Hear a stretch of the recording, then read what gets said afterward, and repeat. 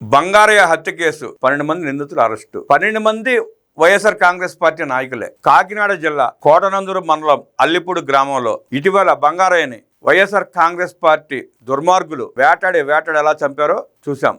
ఈ కేసులో పోలీసులు వేగంగా స్పందించి ఆ 12 మందిని గుర్తించి వారి మీద కేసులు నమోదు చేసి అరెస్ట్ చేశారు. రాజకీయ కక్షల నేపథ్యంలో హత్య జరిగింది. తెలుగుదేశం పార్టీ సానుభూతిపరుడు కార్యకర్త అయిన బంగారయ్యని కట్టడి చేయకపోతే గ్రామంలో మనకు పట్టు ఉండదని, వైఎస్ఆర్ కాంగ్రెస్ పార్టీకి విలువ లేకుండా పోతుందని ఆ దుర్మార్గులు ఆ బంగారయ్యని వేటాడి చంపడం చూసాం.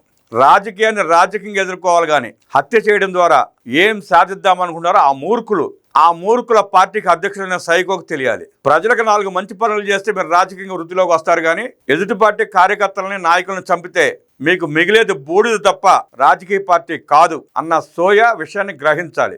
ఎక్కడో ఇద్దరు వ్యక్తులు తాగి గొడవలు పడి అనుకోకుండా మరణం సంభవిస్తే దాన్ని నానా యాగి చేసి రాష్ట్ర వ్యాప్తంగా ధర్నాలు రాస్తారాకులంటూ వైఎస్ జగన్మోహన్ రెడ్డి చేసిన వికృత రాజకీయ క్రీడ చూసాం.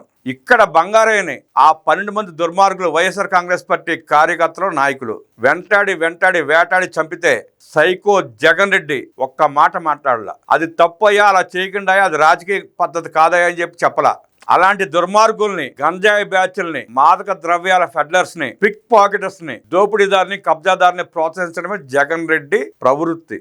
అలాంటి దుర్మార్గుల్ని, దొంగల్ని పోగేసి పార్టీ నడుపుదామని ప్రయత్నం చేస్తున్నాడు జగన్మోహన్ రెడ్డి. పై గొప్పగా 1.0లో ఏదో పగలు తీసినట్టు 2.0 పాదయాత్ర చేస్తా అంటున్నాడు.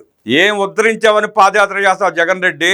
నీ కిరాయి మోకల చేత, నీ దోపిడీ దొంగల చేత, నీ దండుపాలెం బ్యాచ్ చేత హత్యలు చేపించబడ్డ చనిపోయిన కుటుంబాలకు నువ్వు సమాధానం చెప్పాలి. రేపో మాపో జైలుకి వెళ్ళే నువ్వు పాదయాత్ర అంటూ నీ కార్యకర్తలకు ముసుగేసి ఏదో భ్రమింపజేసే ప్రయత్నంలో ఉన్నావు. నువ్వు చేసేది రాష్ట్రంలో పాదయాత్ర కాదు, తీహార్ జైల్లో నీ దోపిడీ యాత్ర గురించి వివరాలు చెప్పాలి ఈడీకి. ఆ పని మీద ఉండు. రాజకీయాలు మానే, నీకు రాజకీయాలు సూటు కావు. ఇలాంటి దుర్మార్గాలు నువ్వు ఆపబోతే రేపటి నుండి నేను రాష్ట్రంలో అడుగు పెట్టనిచ్చే పరిస్థితి కూడా ఉండదు. అది గుర్తుంచుకో.